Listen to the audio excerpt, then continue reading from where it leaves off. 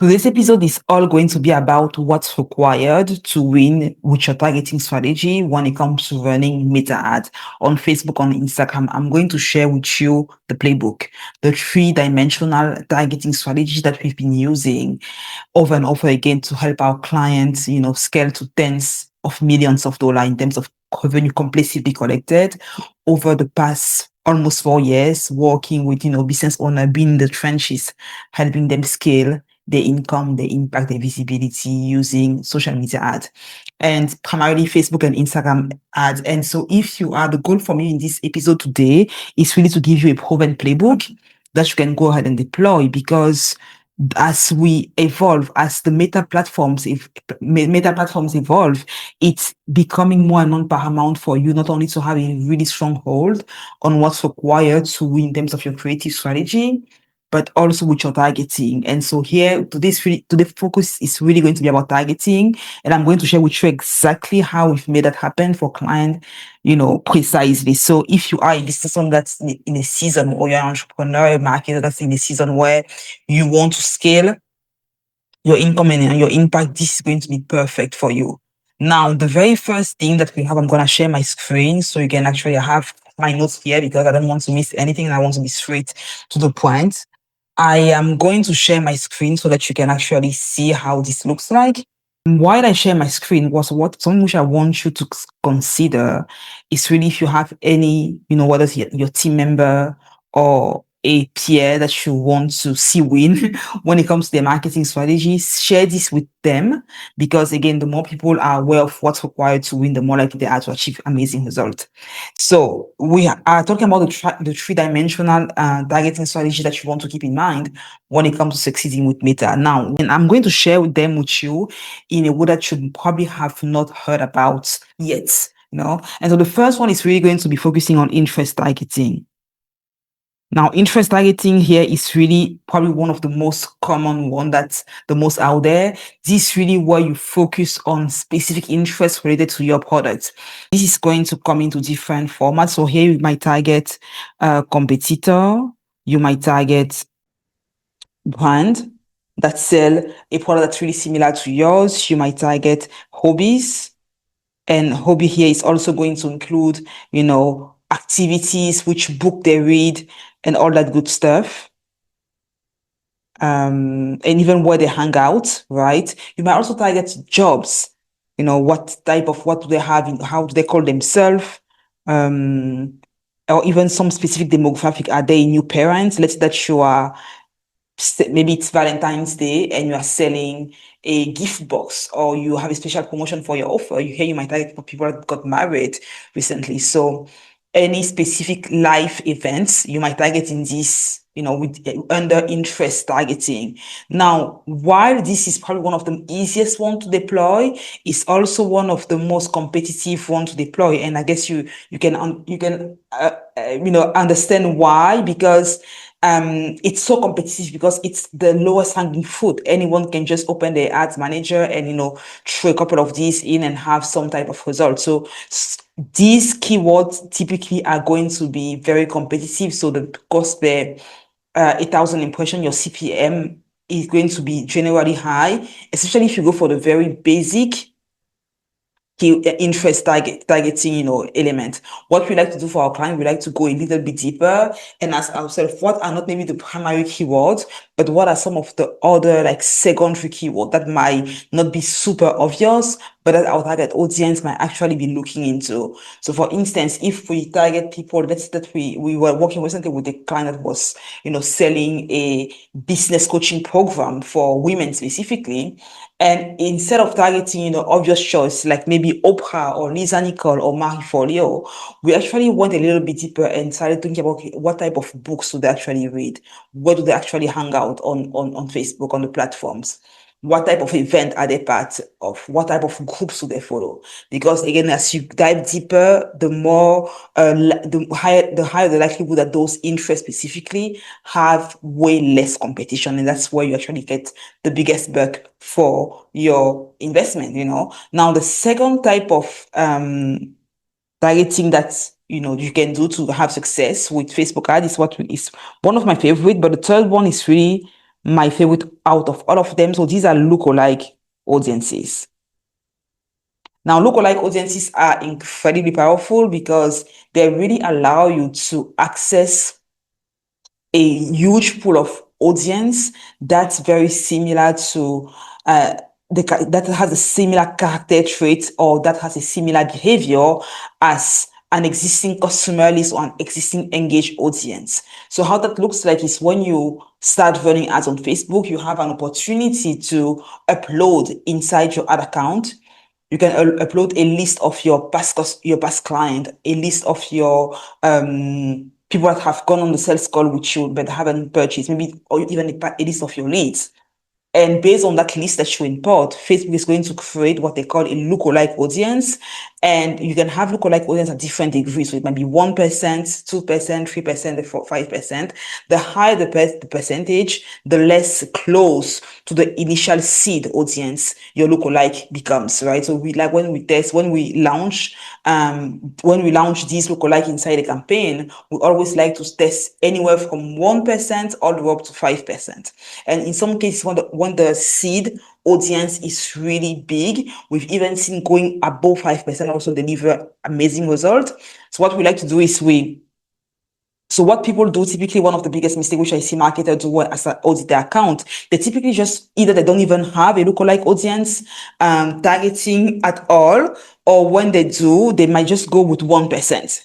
And they all typically just go 1% of the past client, right? This is going to give you some type of result, but what we've seen really work best is go even granular. Look at, okay, that type of list that we like to look at as seed. So we have here your seed list, and from your seed list, then your lookalike is created, right? And in terms of seed list, what we like to look at past clients, a list of clients, a list of people that have been on the sales call, they've received an offer, but they haven't closed. So this is going to be like the follow-up list. People that your sales team is actively following up with. We are also going to have people that just book the call.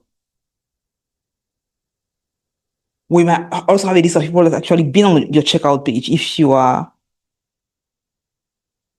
maybe they've signed up for your webinar or your VSL.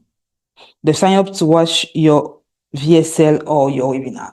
So that's basically the order of priority that I will actually focus on when it comes to targeting or prioritizing these lists. I go from the warmest to the coldest, in that range. And now, because these guys, the level of awareness is different as we go down, I'm actually argue that the checkout guys might come after. So we have clients, people that have been on checkout page, they've been on the sales call, but haven't purchased.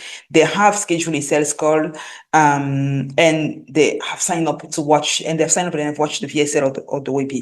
Now, these are our seed list. Yes. From this, we can now come on the ads manager and create different lookalike audiences. And we like to go from all the way from 1% to 10%. So we're going to have here 1 to 2%, 2 to 3%, 3 to 4%, 4 to 5, and then we could have one big from 5 to 10%.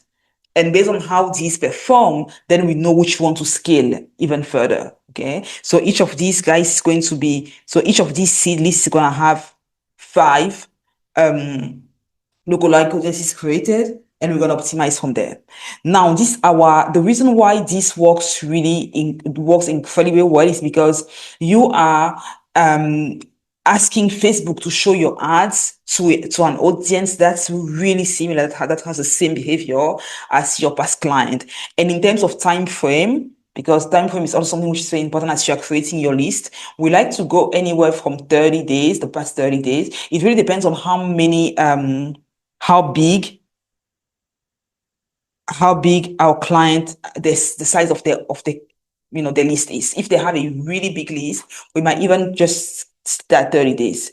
If the list is a little bit smaller, we can go all the way up to 180 days. I don't like to go beyond 180 days because by then you have a higher likelihood that these guys have forgotten about you. And so you want to really stay in that range. And so the reason why this works well again is because you are asking Facebook to show your ads to people that are similar to a seed audience that has demonstrated by their behavior that they have a higher likelihood of going ahead and purchasing and working with you. And that's why it works just phenomenal. Now, in terms of limitation, which is something that you also want to be aware of, is that if the source window includes discount buyers, people that maybe receive a special offer, those things that might affect actually the performance of your audience. Also, in terms of scalability, right? That's why the lookalikes tend to be harder to scale because again, you have access to a bit of a smaller pool. So you have maybe 1 million, 2 million people in your list. So that's why we like to have increase the range. So as we feel like, okay, we've tapped out our 1 to 2%, we're going to move on to the 2 to 3%, 2 to 3 to 4%. Or we might also recycle new creative and show them to the same audience again to just avoid the fatigue on your ad account, right? So that's the lookalike audience. Now, our third type of targeting framework, which I absolutely love, is it has become my favorite. In the past, for the past couple of years, for the past 2 years, it was lookalike audience, to be honest. But now, especially with the new Andromeda updates, the broad targeting, or I'll just say the unrestricted targeting, is really where we've seen our client ad account really thrive and get amazing results. And so what does it mean with the broad or unrestricted targeting? It really means that here you're going to have minimal targeting parameter. So you're going to really allow Meta algorithm to go ahead and find your prospects that are the most likely to purchase, to convert.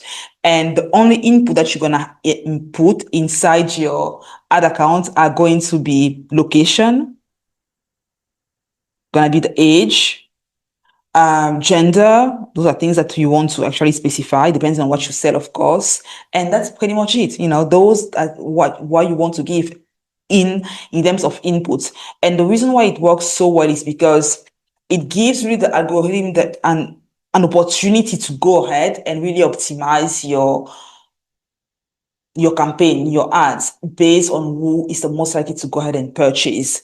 And the reason why this is also really, a powerful strategy is because it really allows you to focus your energy, your resources on what matters the most, which is actually your creatives, your messaging, because in this case specifically, instead of looking at your interest stack or looking at your lookalike to understand who to show your ads to, the algorithm is going to look at what you say in your video, what's the written text on your images, like the layover over text, what you are saying in your ad copy, what you have written on your sales page, because with the pixel, Facebook can actually read, Meta can read what you have on your sales page, on your opt-in page. And based on all of those elements, the Meta AI is basically going to put your ads in front of people that are the most likely to be interested by whatever you're selling. And that's the reason why you really want to be intentional with every single part of your creative process when it comes to your messaging, your creatives, and your landing page, and have massive congruency so that you don't end up have your ads seen by the wrong audience, right? And so again, you want to think about the keywords. As I'm writing my ad copy, what are some of the keywords I want to make sure that I included in my spoken word, in my ad copy, on my landing page, so that my ads are being shown to the right target audience. Now, when it comes to, I want to really step back and really dive a little bit deeper when it comes to the creative component of broad targeting, because that's really what is going to make or break, actually, but it's going to literally make or break your strategy. The first thing that you want to have in mind is what we do for our clients is we do what we call a dynamic creative. So dynamic creative meaning that we actually create those image ad, video ads based on the level of awareness of the target audience. Now, what does that mean? I think it's Eugene Schwartz that made this concept really popular, right? The concept of the scale of awareness of a prospect. So we go from people that have no clue who you are, so they are completely unaware. And on the other spectrum, you have people that actually they are your client. They are fully aware and they purchase. So as we come up with the creative, when we are launching a broad targeting campaign, we like to think about, okay, how do we create a sequence with our creative that really tells them a story and slowly moves them from not knowing who our client is to be like, oh my God, I want to work with you. You are the best option to help me go from wherever I am to wherever I desire to be. And so that looks like we're gonna have creative that focus on awareness, right? And then we're gonna have creative that focus on consideration and that focus on conversion. Now, this one that focus on awareness is typically where we actually call out whatever problem they have, right? It might be an entertaining piece of content that acts as a hook. We really want to call out our target audience as a whole and really capture their attention. This is where you might use video ads that actually, give them value, give them some quick wins because again, they are aware of their problem and we want to get their attention to the possibility of a solution. Now we have the consideration. This is where they've actually seen a couple of these awareness ads and they're like, you know what, actually I've been checking this guy content, I've been seeing this lady's content and I'm getting tons of value from it. I want to learn more. I've been struggling with this problem and based on what she shared, I think I'm ready to go to the next step. So they go from not knowing who the client is to be like, oh yeah, I've gotten a lot of value. I know I've seen her story. I want to move forward. Now, in the consideration segment, is really where we want to highlight features, benefits, and really show the transformation. Really, how do we actually? And we like to have these consideration ads being shown specifically to people that have watched the awareness campaign. So we start here, we show them the ads, we build interest, we build desire. As they warm up to the idea of actually being able to solve their problem, we then show them the consideration ad, that's a targeting campaign, if you will. And so this is really where we dive deep into, okay, here's the solution, here's what makes our product unique, here's some type of result that you might expect. Here's the reason why here's the reason why you should move forward if you're actually in a season where you want to solve this problem. And here's the cost of inaction. All of those things are part of our consideration ads. Now, once they've seen that, because they have a higher intent at this stage. So yeah, we have high intent prospect. Now we move then to our conversion campaign, right? The conversion campaign is actually where we make an offer, where we say, okay, you know what? You've been seeing my ads. I have this 5-day challenge. I have this masterclass coming up. I have whatever the product, the offer of the client is, we put it in front of them. I have this course that's launching and we have 20% off or, whatever the case may be. You get the point, right? So we actually show them, we talk about directly getting them into purchasing. And the type of ad that work here is really ads that are led with urgency, because if there's no urgency, people don't move. So you want to know, how can I add urgency to this offer? No matter, even if it's an evergreen offer that you always have on, think about adding urgency. Also think about adding more testimonials, show the transformation. Ideally, what we've seen Crush Sheet, really, if you're selling an info product, is a type of a interview where you are interviewing one of your past clients and asking them how the experience was, what was the biggest breakthrough. One of our clients, literally, we had a campaign that was showcasing these results, and we had like a testimonial compilation in a video, and that campaign literally generated 12x ROI consistently from month on end. Why? Because people were just so sold onto that transformation that they just kept on eating it up. So this is really where you want to also think about, okay, how can I maybe handle some of their questions? What some of the frequently asked questions that come up as people are in a season where they want to buy, how can I actually handle those things? And the idea with this process as you are doing the broad targeting is that you don't want to appeal to everyone, even though we say here broad.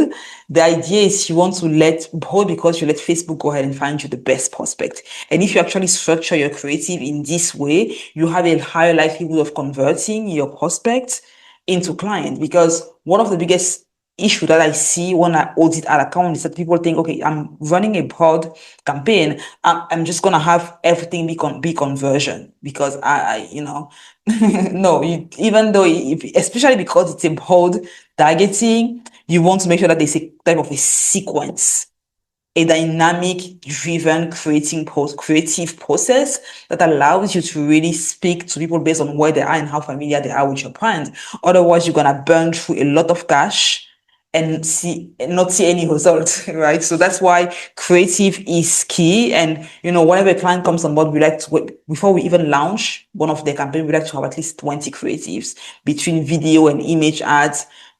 We like to have 20, and every single week we add more into our roster. One thing which I also want to mention when it comes to, so here we talk about the creative, but I also want us to talk about the placement, because that's key if you're running having a pod targeting. When it comes to placement, you also want to think about, okay, how do I customize my campaign based on what I'm trying to achieve? So not all placement are made equal, and based on your goals, some placement might be completely irrelevant for your business. So you might, for instance, think, okay, I am looking to get people to purchase. In that case specifically, you might actually want to show prioritize ads that are going to be shown in their feed, in their story, on the right column. Maybe audience network might not be as profitable for you. So depending, or even in stream placement video might not be as profitable for you, depending on what goal you are trying to achieve. So placement is key. Also thinking about, how do I customize my format, my creative format, based on the placement of my ads, because depending on where your ad is shown. For instance, if you are showing your ads in a story, and maybe you've made an image ad for the feed, and that ad is also going to be on the story, you might want to consider, instead of just having an image, also testing a video on the story, because people are just used to consuming video content in their story, right? So those are things that I want you to have in mind as you think about your placement targeting and your creative posts as well. One thing which is super important as well when it comes to optimizing your targeting is really make sure that you have conversion API turned on. That is really going to allow Facebook to understand exactly who is converting, because there's nothing worse than to spend money on marketing and advertising and not seeing results on the back end, because the platform doesn't even know who to show your ads to, right? So turn on Advantage Plus, and also turn on KPI, KPI, yeah, because I call it the conversion API. Is going to allow Facebook to understand, okay, I see people that are coming through and purchasing and converting, signing up. Let me show these ads to more people just like them. Super key, very easy to do, but it pays in dividend when you actually do it properly. And so there you have it. Those are the three things, or the three key ways we've been able to help our client make millions using paid media. And something which I want to take away from this episode is that your audience doesn't matter as much as it used to. When it comes to succeeding with Meta, your creative is really the targeting, and it's even more key in this new era with Andromeda update. So I highly invite you to go ahead and watch that video next. That really dives deeper into how you actually want to structure your whole ad strategy now that you are in a new era of running Facebook ads. And if you need any help, support with scaling your business using paid media specifically, make sure to reach out to me and the team at rockandconsulting.co. Schedule a demo, and we're gonna look at your business, see if we can help, see if there's a fit, and we can take it from there. Thank you so much for watching. Make sure to watch the next video about how to actually structure your ad strategy in the new era, how to keep on running ads profitably after the massive updates that's Andromeda.